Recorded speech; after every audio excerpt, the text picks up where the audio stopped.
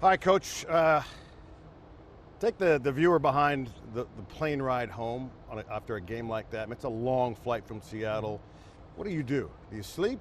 Do you mull it over? Do you look at film? What do you do? I looked at film. I mulled it over and looked at film. I mean, that's the truth of the matter.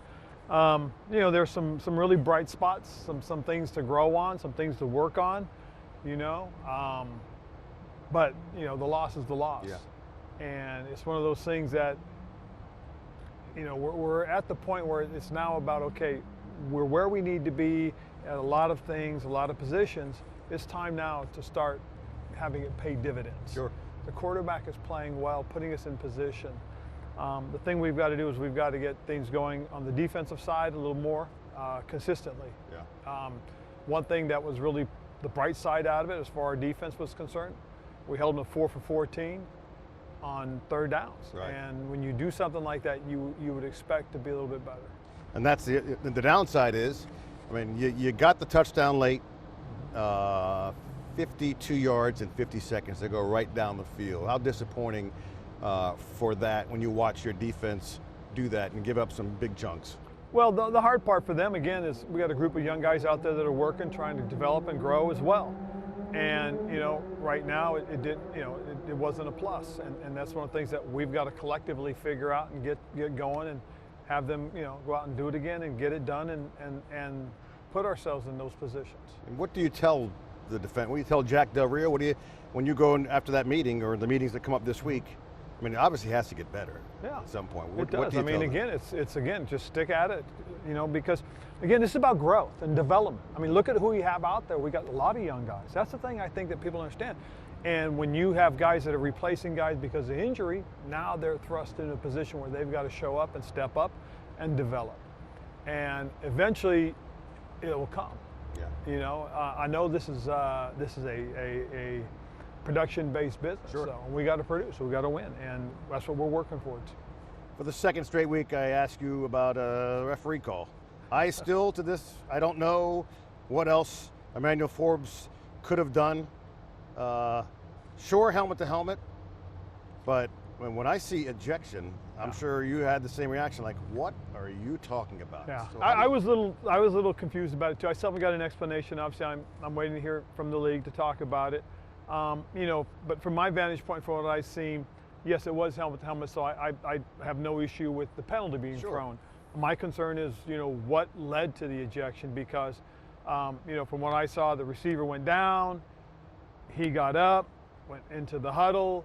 So again, it wasn't like it was a vicious intended hit.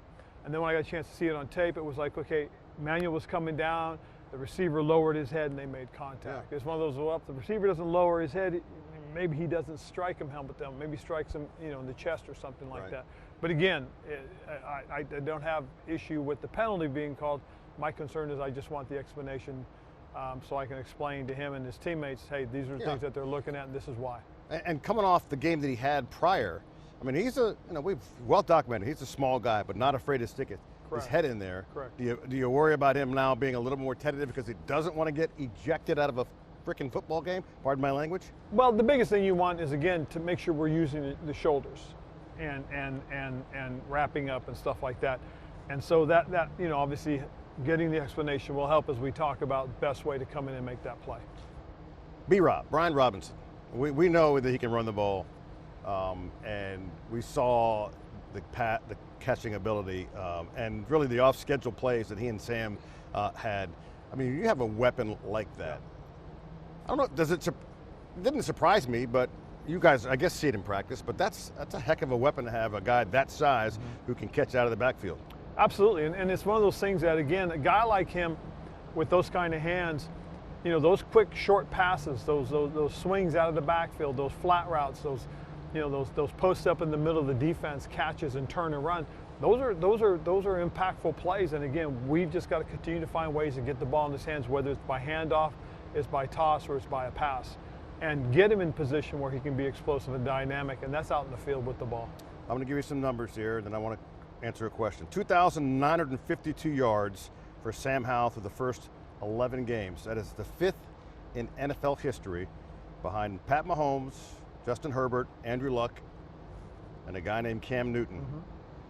Is there any doubt in your mind now that Sam Howell is the dude for the future of this franchise? I think Sam can be the dude for this franchise. So can be, not I definitive. think he can be. Again, he's still growing, he's still developing. And again, one of the things that we've got to be able to do, and this is the mentality I had when I was in Carolina with Cam Newton, and that was we've got to protect the quarterback and put playmakers around him, more so than anything else. And that's what we got to be able to do. Right now, we've been able to protect him for the most part the last few weeks. We made some lineup changes, and we got some young guys out there that are doing a good job, and we got some veteran guys that are working and doing a good job as well. So it's headed in that direction. It really is. I mean, he is by no means arrived as a player, Right. but he's still growing and learning and developing in this scheme. The scheme is still kind of morphing to fit him and his abilities and the playmakers around him. Right. You know, so with little time, I think these guys, these players will really kind of come together.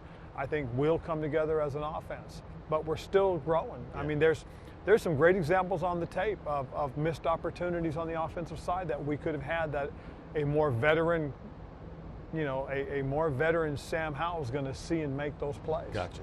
At 4-6, all you had was a plane ride back. What's your team psyche right now, do you think? I think it's going to be pretty good tomorrow. I really do. And again, the big reason is it's all in front of us. The opportunity to win games is in front of us. But the biggest thing is, you know, we've got to again continue to develop and grow, be consistent. And I think that's a big word for us, is just consistent play. Because like I said, you go out there and you go 4 for 14 on third downs, and it just tells you what you are capable of doing. You've got to do it consistently. You got the Giants next. Okay. 7 points last time out with 6 sacks given up. That's a painful tape to look at, maybe. How different of a team are you from that game? Well, I think we're a lot different. I really do. I think there's some good things that we've done and grown into as a team. I think especially on the offensive line, I think we have some good things that we're doing right now. I think there's a little more comfort with some of the things that EB is doing as far as the offensive scheming is concerned. So I think our guys are kind of putting it together on that side. And again, if we can be consistent as a team, we give ourselves a good opportunity and chance. Thank you for your time, Coach. All right.